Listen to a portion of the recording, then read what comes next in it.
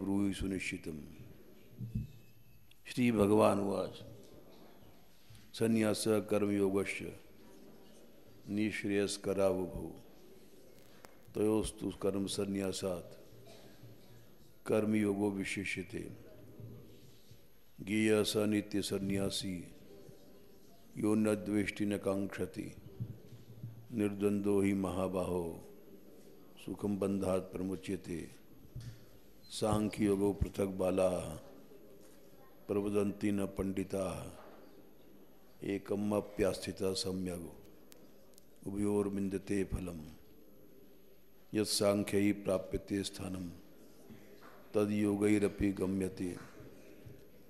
एकम सांख्यम च योगम च यह पश्यति स पश्यति संन्यासस्तु महाबाहो दुःखम आप्तुमयोगतः योगयुक्तो मुनिर्ब्रह्म न चिरेणाधिगच्छति।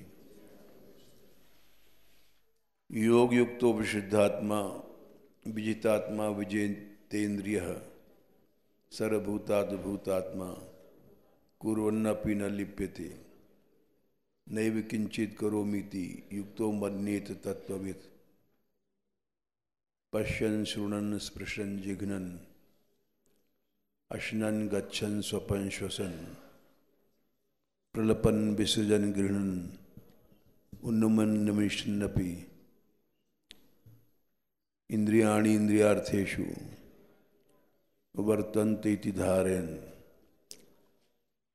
ब्रह्मण्याधाय कर्माणि संगम त्यक्त्वा करोति यः लिप्यते न स पापेन पद्मपत्रमिवाम्भसा। कायेन मनसा बुद्ध्या केवलैरिन्द्रियैरपि योगिनः कर्म कुर्वन्ति संगम त्यक्त्वात्मशुद्धये। युक्तः कर्म फलं त्यक्त्वा शान्तिमाप्नोति नैष्ठिकीम् अयुक्तः कामकारेण फले सक्तो निबध्यते। सर्वकर्माणि मनसा संन्यस्यास्ते सुखं वशी नवद्वारे पूर्वे देहि नैव कुर्वन्न कार्यं।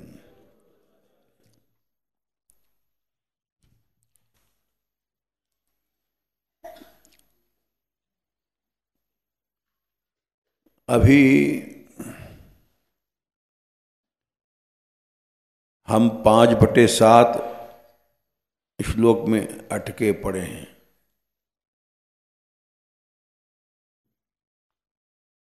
ये अध्याय महत्व का है क्योंकि इसमें भगवान ने कर्म संन्यास से कर्मयोग बड़ा बताया। ये एक बहुत बड़ी बात थी। वेदों में, श्रुतियों में, स्मृतियों में कर्म संन्यास को बड़ा बताया गया था।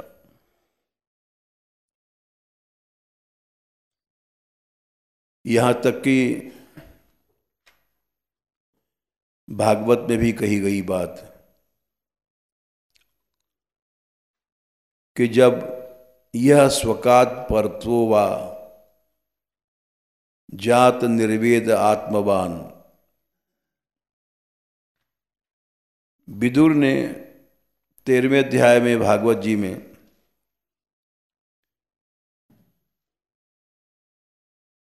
कर्म संन्यास को बड़ा बताया है। वो श्लोक है यह स्वकात परतो वा जात निर्वेद आत्मवान हृदय कृत्वा हरिम गेहात प्रवजे स नरोत्तमः। जो मनुष्य अपने आप या परतः दूसरे के भड़काने से, दूसरे के उपदेश से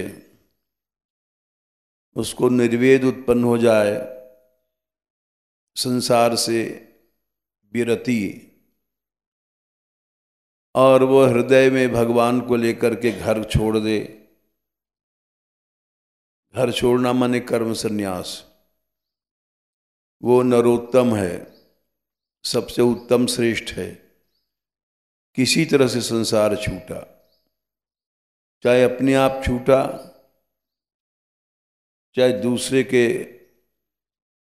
समझाने से छूटा। यह स्वकात परतोवा, किसी तरह से छूटा, वो अच्छा रहा। तो कर्म संन्यास को लोग बड़ा मानते ही हैं, लेकिन भगवान ने सबसे अलग बात कही जो आज तक किसी श्रुति स्मृति में नहीं कही गई। कर्म संन्यास से कर्म योगी बड़ा है। ये बात गीता जी में ही कही गई है और कहीं नहीं कही गई, और ये बात भगवान ही कह सकते हैं, और लोग नहीं कह सकते। और लोग कहेंगे तो आलोचक लोग खोपड़ी खा जाएंगे। ये बड़ा छोटा का प्रश्न है। कर्म सन्यासी अपने को बड़ा मानता ही है, लोग भी बड़ा मानते हैं।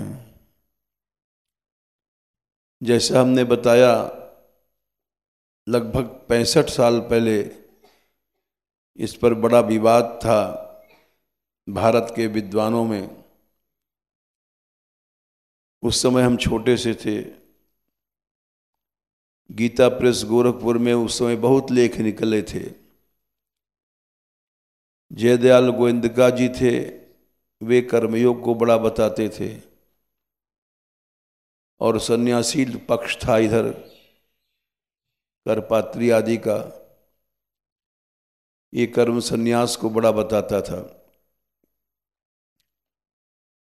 अपने अपने मत रखते थे लोग। हम छोटे थे लेकिन हम समझते थे कि ये बेकार की बहस है। फिर जब गीता पढ़ा हमने तो बिल्कुल बेकार समझ लिया कि जब भगवान ने निर्णय कर दिया है, अर्जुन ने पूछा है 5वें अध्याय के पहले श्लोक में, संन्यासम कर्मणाम कृष्ण पुनर्योगम च शंससि। संन्यास भी आप बताते हो और योग भी बताते हो, तो इन दोनों में श्रेय कल्याण किससे होता है, ये निश्चित करके आप बताइए। निश्चित माने फिर विवाद न रह जाए। तो भगवान ने उसी समय नीचे श्लोक में उत्तर दिया, देर नहीं किया, क्योंकि बहुत बड़ा प्रश्न है। संन्यास कर्मयोगस्य निःश्रेयस्करौ उभौ, दोनों से कल्याण होता है।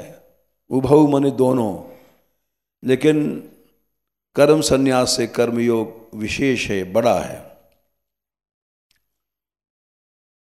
लेकिन होना चाहिए कर्मयोगी। बड़ा इसलिए है कि बहुत जल्दी छूट जाता है भवसागर से। ज्ञेय स नित्य सन्यासी। प्रश्न हुआ कि सन्यास को बड़ा इसलिए माना गया है संसार में क्योंकि वो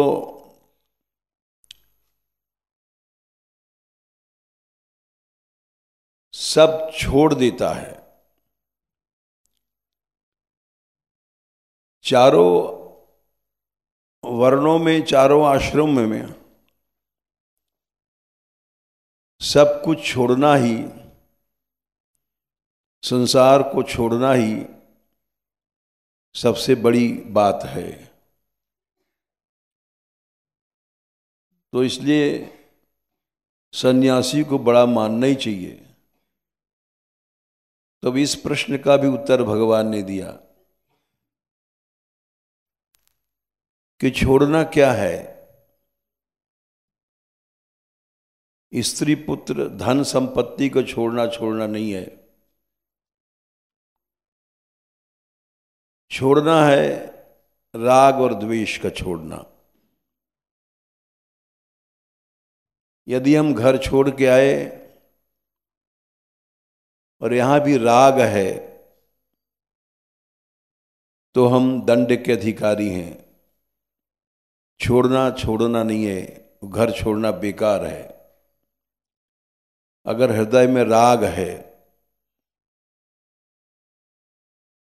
क्योंकि राग है तो गिरेंगे। एक इसका उदाहरण है, ब्रह्मा जी की सभा लगी हुई थी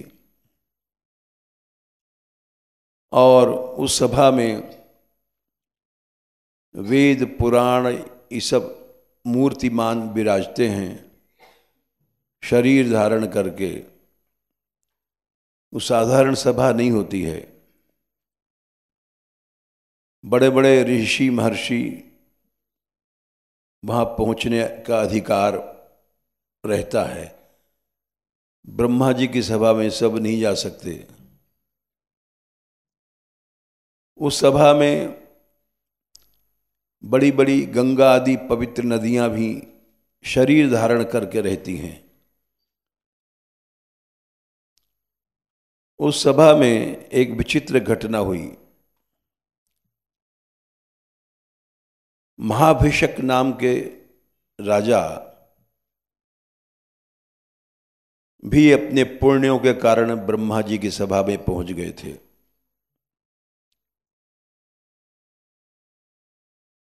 वो भी बैठे थे। गंगा जी आदि नदियां पवित्र नदियां बैठी थी, महा पुण्यशीला। अचानक ब्रह्मा जी ने शाप दे दिया, गंगा तुम चली जाओ यहां से, मृत्यु लोक चली जाओ। सभी लोग चौंक गए, ये क्या हो गया अचानक, ये शापाशापी कैसे हो गई। गंगा जी ने तो कुछ किया भी नहीं, अभी आके बैठी हैं, बोली भी नहीं किसी से। और जगत पिता ब्रह्मा जी हैं, इन्होंने कोई बिना मतलब शाप तो दिया नहीं होगा, कोई कारण होगा। तो कुछ लोगों ने जानना चाहा कि शाप क्यों दिया गया। गंगा जी तो बड़ी पवित्र नदी हैं और यह बैठी, अलग इनके बैठने की व्यवस्था देवियों की, कोई ऐसा भी नहीं गलत लाइन में जाकर बैठ गई। तो इनको शाप क्यों दिया गया। ब्रह्मा जी ने कहा इनको इसलिए शाप दिया गया कि महाभिषक राजा बैठे थे, उस समय इनका अंचल हट गया था थोड़ा सा। जैसे वो चुनरी ओढ़ती ना लड़कियां, तो चुनरी इसलिए ओढ़ी जाती है कि चोली भी दिखाई न पड़े, चोली की उठान बनी दिखाई पड़े, तो उससे उत्तेजना हो सकती है किसी को। चुनरी इसलिए पहनी जाती है, ओढ़ी जाती है। और हमारे यहाँ भी नीलंबर थे, यहाँ बहुत से लोग थे तो रोज लड़ते थे, चुनरी कोई कोई नहीं ओढ़ती हैं तो वो चिढ़ते थे। तो उसी तरह से उनकी चुनरी हट गई गंगा जी की, हवा के वेग से। उन्होंने अपने आप नहीं हटाई, और महाभिषक राजा की दृष्टि चली गई। बहुत सुंदर हैं गंगा जी, उनके वक्षस्थल पर चली गई। चुंदरी हटने से चोली दिखाई पड़ती है और चोली में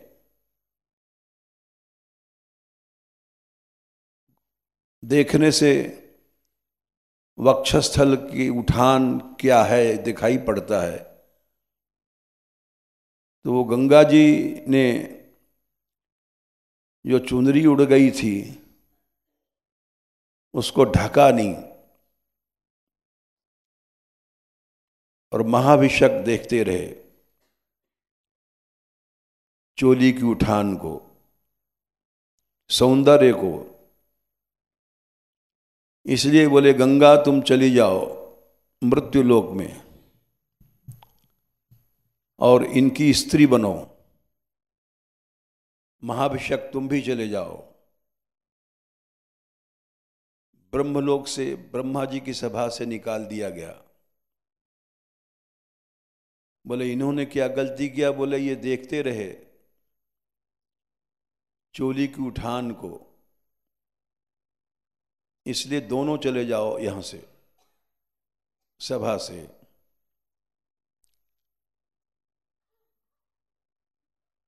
क्योंकि वही बात है जो पातंजलि ने कहा, शुद्ध सत्व सौमनस्य एकाग्र इंद्रियजय और आत्मदर्शनत्व योग्यत्वानि। अगर मन हमारा शुद्ध है तो सौमनस्य मन कमल की तरह सुगंधित रहेगा, दिव्य रहेगा। सौमनस्य कहते हैं, हृदय कमल बन जाएगा और उससे उसका लक्षण क्या? एकाग्रता आ जाएगी। एकाग्रता का लक्षण है कि इंद्रिय विजय हो जाएगी, कोई भी इंद्रिय इधर उधर नहीं जाएगी। और पांचवा है आत्मदर्शन, भगवान के दर्शन की योग्यता आ जाएगी। तो इन्होंने जो चुनरी नहीं ढका, ये इनका दोष था गंगा जी का। कोई यही नहीं कि भाई किसी से हंसो बोलो तभी गलती होती है। इंद्रियों की चंचलता है तो मन अशुद्ध है, ये सूक्ष्म बात है और बहुत सूक्ष्म बात है। इसको हर आदमी नहीं समझ सकता। प्राय देखा जाता है किसी लड़के को टोक दो, लड़की को टोक दो, तो वो तुरंत जवाब देती है आप गलत समझते हैं, हम ऐसे नहीं हैं, हमको क्यों टोका गया। ये सारी बातें प्राय यहाँ लड़ाई होती रहती संसार में। यहाँ से मतलब हमारे यहाँ मानगढ़ में नहीं। देखा जाता है कि किसी को कोई अगर आदमी टोकता है तो उसको बुरा लगता है, और वो बुरा लगना ही अज्ञान है। क्योंकि भगवान ने कहा लोक संग्रह में वापि संपश्यन कर तुम रहसी। अर्जुन, चाहे तुम आसक्त तो नहीं हो, सक्ता कर्मणि अविद्वंसो यथा कुर्वन्ति भारत, कुर्याद विद्वांस तथा सक्ता चिकीर्षुर लोक संग्रहम 3/25। चाहे तुम विरक्त हो फिर भी तुमको लोक संग्रह के लिए काम करना चाहिए। लोक संग्रह क्या है? गंगा जी को चुनरी ढकनी थी, वो ढक नहीं पाई। इसलिए गंगा जी को शाप दिया गया कि तुम जाओ, इनकी स्त्री बनो, मानवीय बनो, मनुष्य बनो, और जैसे मनुष्य की स्त्री बच्चा पैदा करती है उस बंधन में जाओ तुम। उनको निकाल दिया गया ब्रह्मलोक से। उस बात को केवल ब्रह्मा जी जान पाई, ब्रह्मा जी के अलावा और कोई नहीं समझ पाया, क्योंकि ब्रह्मा जी अंतर्यामी हैं। ऐसे एक दूसरा उदाहरण है, परशुराम जी की मां थी रेणुका जी। ये सब पवित्र देवियां थीं। थोड़ी सी भूल हो गई, बहुत थोड़ी सी, जैसे चुनरी नहीं ढक पाई गंगा जी, तो हमारी दृष्टि से, तुम्हारी दृष्टि से बहुत थोड़ी भूल है, लेकिन ब्रह्मा जी की दृष्टि से अंतःकरण शुद्ध है तो सौमनस्य होगा, सौमनस्य होगा तो मन एकाग्र होगा, मन एकाग्र होगा तो इंद्रियों पर विजय हो जाएगी। कोई इंद्री भी जरा भी गड़बड़ करती है तो इसके माने कि सौमनस्य नहीं है, इंद्रिय एकाग्र नहीं है, इंद्रिय जय नहीं है। ये सारी बातें ब्रह्मा जी समझते हैं, हम जैसे लोग नहीं समझ सकते। हम जैसे लोग तो लड़ जाएंगे, अरे तुम शक्की हो, तुम ऐसी बात क्यों कहते हो, ये सब रोज नाटक होता है। लेकिन जब सत्व शुद्ध होता है तो निश्चित ही सौमनस्य होगा, निश्चित ही सौमनस्य होगा तो मन की एकाग्रता होगी, मन की एकाग्रता होगी तो इंद्रियों पर अपने आप विजय हो जाएगी। कोई भी इंद्रिय छटक के जा रही है, इसके माने कि एकाग्रता नहीं है, एकाग्रता नहीं है, इसके माने कि सौमनस्य नहीं है, सौमनस्य नहीं है इसके माने मन में कोई विशुद्धि की कमी आ गई है। दूसरी घटना है, रेणुका जी ये पवित्र देवियों में हैं, थोड़ी सी भूल भई इनसे भी, लेकिन ऋषियों की दृष्टि से थोड़ी सी भूल भी थोड़ी नहीं होती है, वो सतीपना गड़बड़ हो जाता है। सती के अंदर थोड़ी भी भूल अगर है तो सती नहीं है। स्त्री योनि बड़ी अशुद्ध योनि मानी गई है।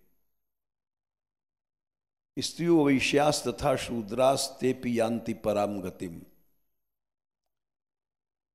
ये पिस्यु पाप योनियो, ये पाप योनि मानी गई है, क्योंकि इसमें 3 दिन अशुद्ध रहती है ब्रह्म हत्या के कारण से,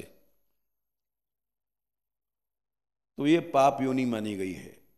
भगवान ने माना है, माम ही पार्थ व्यपाश्रित्य ये पिस्यु पाप योनि है। 9/32 है शायद, ये पाप योनियां हैं। वे पाप योनियां भी हमारा आश्रय लेकर के शुद्ध हो जाती हैं।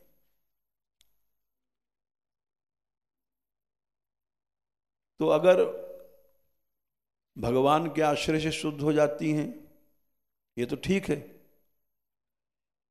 भगवान का आश्रय नहीं है,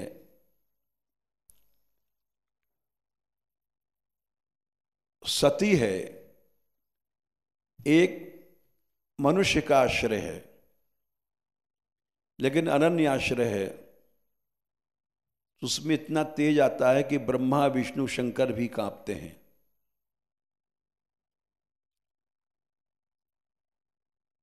अनन्यता का, क्योंकि उसमें सती में चंचलता नहीं होती है, थोड़ा भी उसका दोष नहीं माना, थोड़ा को थोड़ा नहीं माना जाता। सती सब नहीं बन सकती है।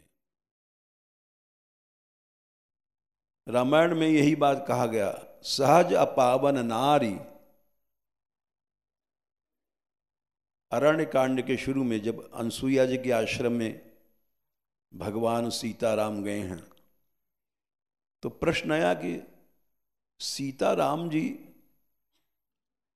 आखिर अनसुईया के आश्रम में क्यों गए? अनसुईया की स्त्री है, एक स्त्री इतनी बड़ी कैसे बन गई कि सीता जी को उपदेश दे रही है, राम प्रणाम कर रहे हैं? तो इसका उत्तर पहले गोसाई जी ने दे दिया, सहज अपावन नारी। अपावन माने पाप योनि है।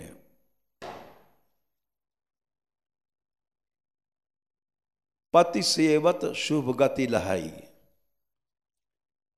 एक मनुष्य की सेवा से उसको इतना यश मिलता है, जस गावत श्रुतिचार,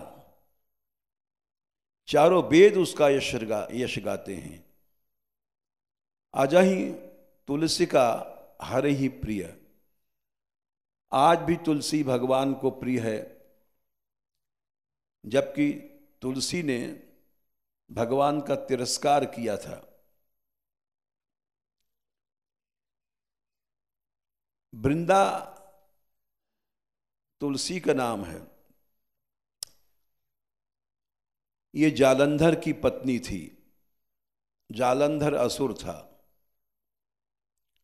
तीनों लोग जीत लिया और पार्वती जी को जीतना चाहता था, काबू में लेना।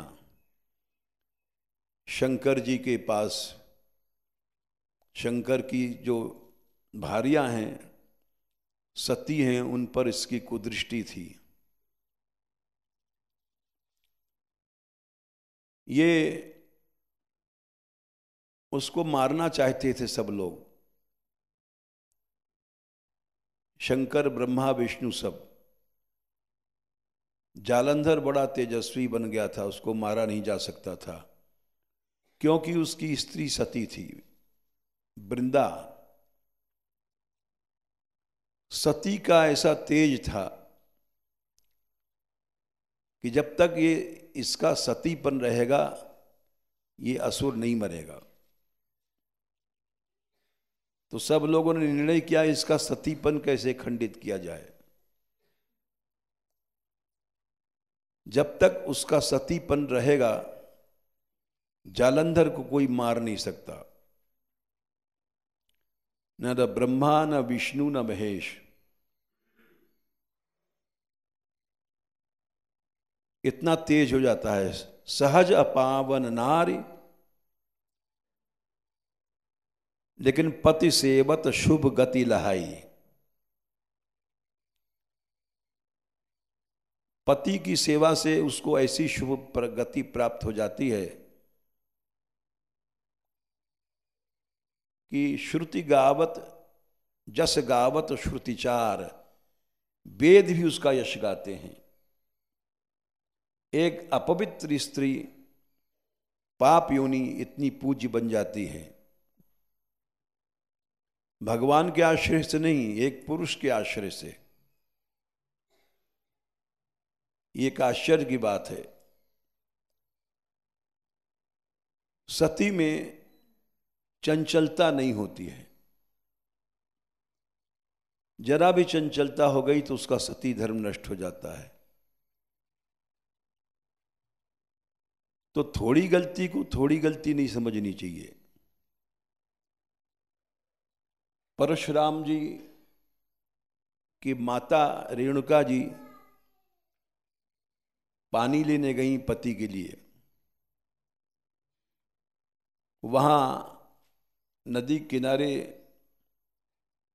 गंधर्व चित्ररथ अपने गंधर्वियों के साथ आया था और खेल रहा था। तो वो आकर्षण तो होता ही है, देव भोग में और मानव भोग में। उसको रेणुका जी देखने लग गईं। और वहां भागवत में श्लोक आता है, भागवत देना।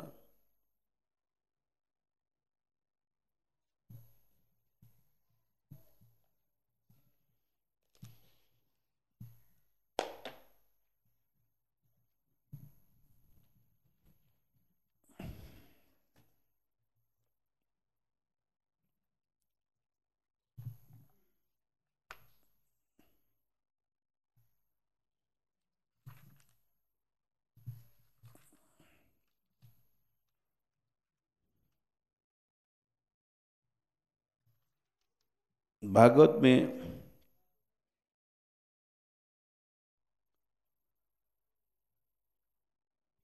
नवम स्कंद में 15वें अध्याय में एक कथा आती है।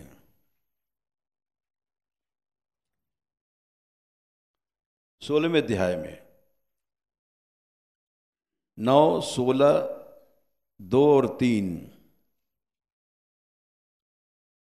कदाचित रेणुका याता गंगायाम पद्ममालिनम। गंगा जी में गई थी रेणुका जी, वहां गंधर्वराज चित्ररथ पद्ममालिनम माने कमल की माला पहन करके अप्सराओं के साथ खेल रहा था। क्रीडंतम अप्सरोभिः रपश्यत। ये देखने लग गई। विलोकयंती क्रीडंतम उदकार्थम नदीम गता। पानी लेने नदी गई थी। वहां उस खेल को देखने में इनको देर लग गई। मुनि की होम बेला बीत गई। होम बेलाम न सस्मार किंचित चित्र रथस्पृहा। अब कुछ स्पृहा भी हो गई थी, कितना सुंदर है गंधर्वराज। किंचित थोड़ा सा, और थोड़ा ही सा जो है सती धर्म के विरुद्ध है। किसी को टोक दो, अजी तुम बोलने पे टोकते हो, देखने पे टोकते हो, थोड़ी थोड़ी बातों पर टोकते हो। थोड़ी बात नहीं है, थोड़ी बात से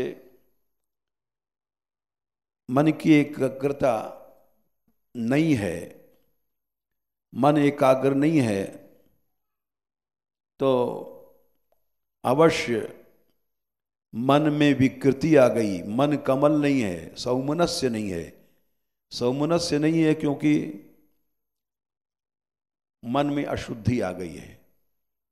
ये जो पातंजलि भगवान ने सूत्र बनाया है, शुद्ध सत्व, सौमनस्य, ऐकाग्र्य, इंद्रिय जय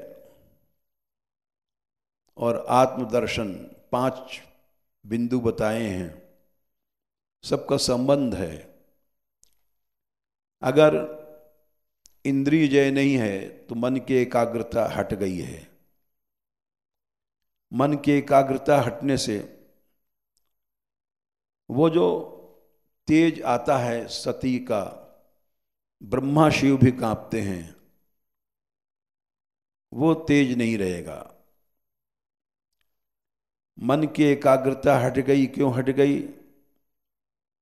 मन सौमनस्य नहीं है, मन अब कमल नहीं है। मन कमल क्यों नहीं है? उसमें कोई अशुद्धि आ गई। इसलिए भगवान भी इसी श्लोक को, यहाँ कल हम बताया था, गीता में ये श्लोक बड़ा महत्व का है। मनोवैज्ञानिक है।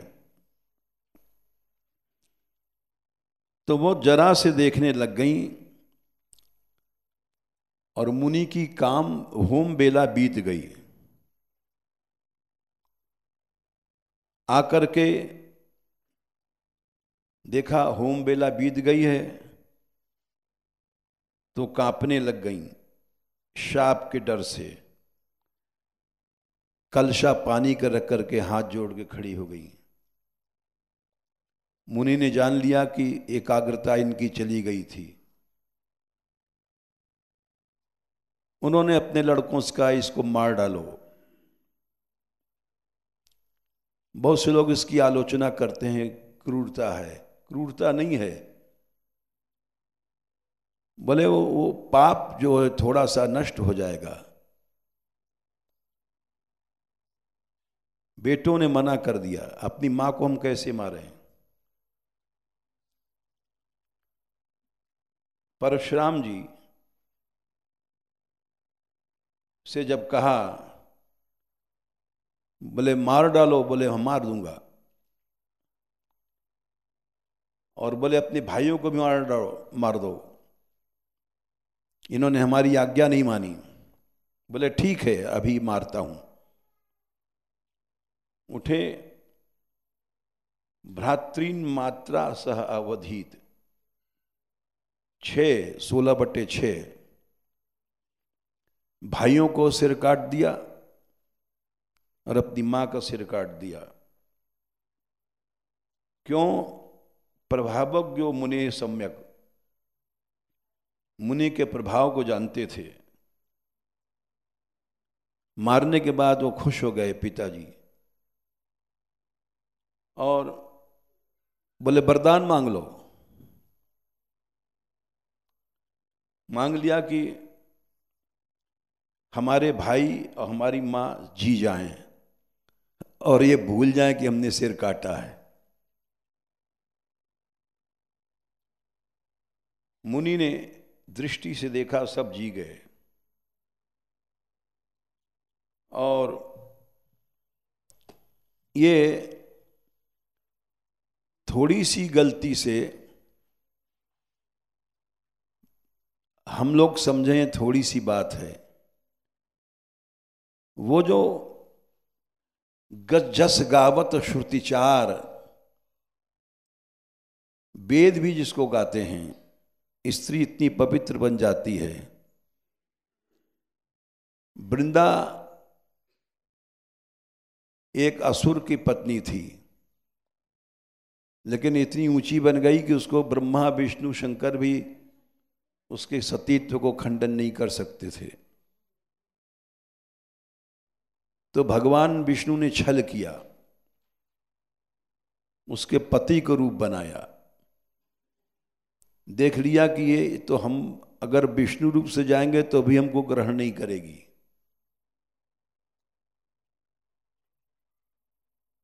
तो इसलिए छल किया। छल कर टारेउ तासु व्रत, रामायण में आता है। जालंधर बन गए, जालंधर बन के गए और बाजा बजाते गए युद्ध स्थल से, विश्वास हो जाए वृंदा को। वृंदा ने कहा कि नाथ आप कैसे जल्दी युद्ध से लौट आए? वृंदा मैं विजय करके आया हूं। अच्छा, तो विश्वास हो गया। तो विजय की खुशी में चलो भीतर चलते हैं। अंतःपुर में गए और वहां उसका सतीत्व हटाने के लिए उन्होंने चेष्टा किया, उससे मिलने लग गए। लेकिन सती में जो तेज होता है ब्रह्मा विष्णु से भी ज्यादा हो जाता है। वो जान गई कि ये कोई छल है हमारे साथ। उसने कहा तुम कौन हो? क्योंकि वो मिली तो उसका मन बोला कोई गड़बड़ है इसमें। सती के सामने छल नहीं चलता है। सती का ऐसा तेज होता है कि उस छल को जान जाती है। विष्णु को छल को जान गई और तो क्या मनुष्यों के छल क्या। बहुत से उदाहरण हैं, समय हो गया, ज्यादा नहीं कहेंगे। तो वो घबरा गए, बोले अच्छा तुमने छल किया तो मैं शाप देती हूं, तुम भी मनुष्य बनोगे, तुम्हारे साथ भी छल होगा और तुम्हारी भार्या का हरण होगा और यही मनुष्य और बंदर तुम्हारी सहायता देंगे। क्योंकि उसमें लीला में बंदर भी थे। तो सीता जी का हरण हुआ, छल हुआ, रावण साधु बन के गया था, वृंदा का शाप था। वृंदा के शाप की कथा रामायण में विस्तार से है। रावण तहां जलंधर रावण भयऊ जो पाई आती है। तो इसलिए थोड़ी सी भूल को थोड़ा नहीं समझना चाहिए, चाहे साधु हो चाहे कोई बाई हो, लड़की हो। जो थोड़ी भूल को थोड़ी मानती है लड़की या साधु, वो अवश्य गलत रास्ते पे है। थोड़ी ही बात उसके तेज को नष्ट कर देती है। आदर्श ऐसा चाहिए जैसे सीताराम। सीता जी एक बार पानी लेने गई और वहां से देर में लौटी, तो राम जी का टेम्पर गर्म हो गया और राम जी सोचने लग गए सीता हंस हंसनियों का को देखने, उसको हंस वैसे तो महासती हैं, चित्ररथ तो वहाँ है ही नहीं है, रेणुका की तरह हंस हंसनियों का खेल देखती थी। तो इसलिए सीता ने देर कर दी आने में, और वो घड़ा लेके पानी के आई, वो रेत चल रही थी तो फफोले पड़ गए थे उनके। लेकिन उन्होंने जवाब नहीं दिया राम जी को। राम जी के सामने घड़ा रखा पानी का और राम ने देखा नहीं, समझ गई कि नाराज हो गए, टेम्पर गर्म हो गया इनका। इसीलिए सीता जी के सहनशीलता को राम ने भी प्रशंसा किया। तोमसि खलु तनुजा हंत सर्वम सहाया, तुम तो सर्वम सहा की लड़की हो। ये इसी आधार पर कहा है कि हमारे भी अपराध को सह लेती थी। निरपराध थी सीता, घड़ा रख दिया, नहीं बोले तो सीता जी चुप खड़ी रोने लग गईं। उनके आंसू गिरे पांव में, तो राम ने देखा पांवों में छाले थे, तो समझ गई कि अरे इसका पांव जल रहा है इसलिए देर हो गई है। तो उन्होंने क्षमा मांगा। तुमसि खलु तनुजा हंत सर्वम सहाया और सुत विमुक्त प्राण राजात्मजो हम। मैं तो कमजोर बाप का लड़का हूं जो विरह नहीं सह पाया और प्राण छोड़ दिया। दशरथ का लड़का हूं, दशरथ कमजोर थे, और तुम सीता तो सर्वम सहाय पृथ्वी की लड़की हो। इसीलिए वाल्मीकि रामायण का श्लोक है, सीता ने कहा रावण तू है क्या चीज। वहां सीता ने कहा है कि मैं अगर देख दूं तो तू भस्म हो जाएगा, लेकिन पति ने आज्ञा नहीं दिया है। रावण ने बहुत कोशिश किया, सीता बिलो की मम ओरा, हमारी तरफ देख दे। तो सीता ने कहा है कि तू है क्या चीज।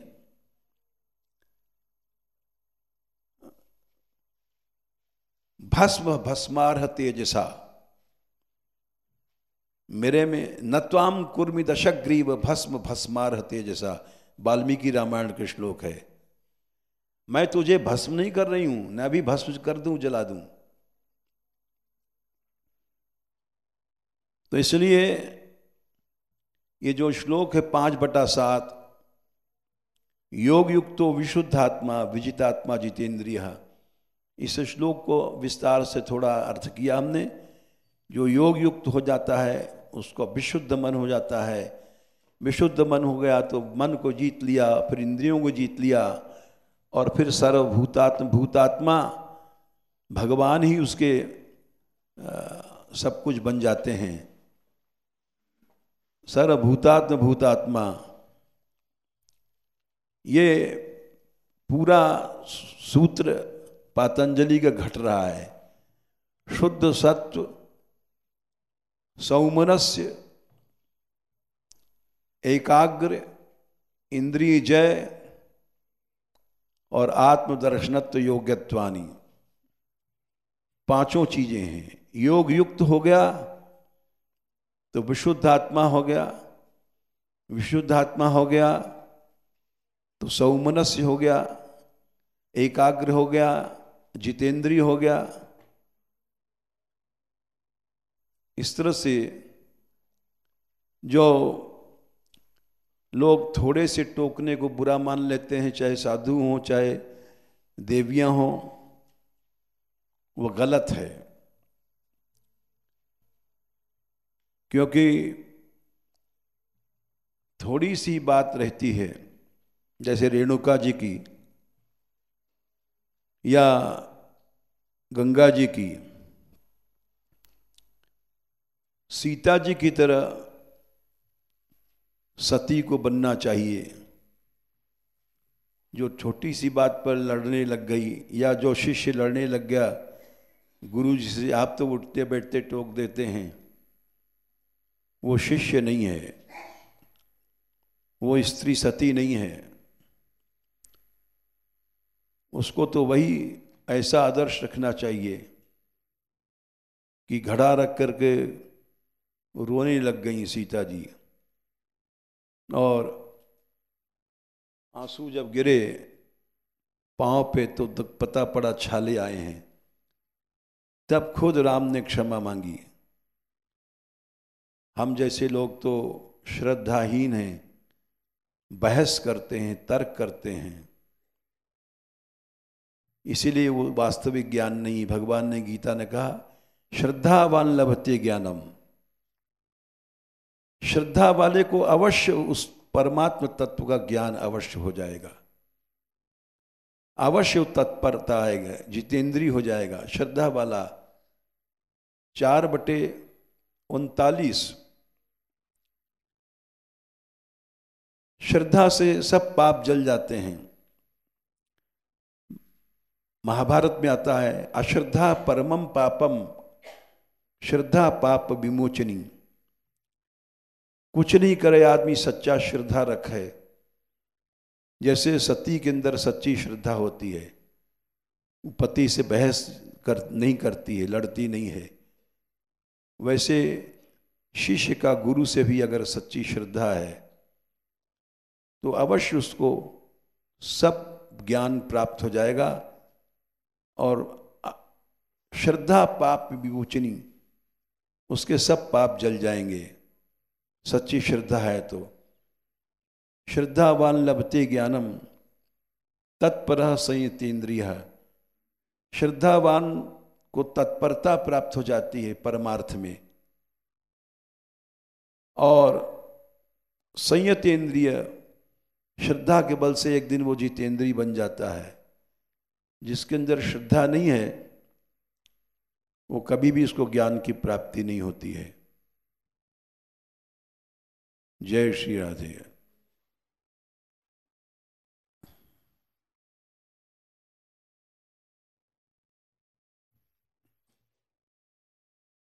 राधे कृष्ण।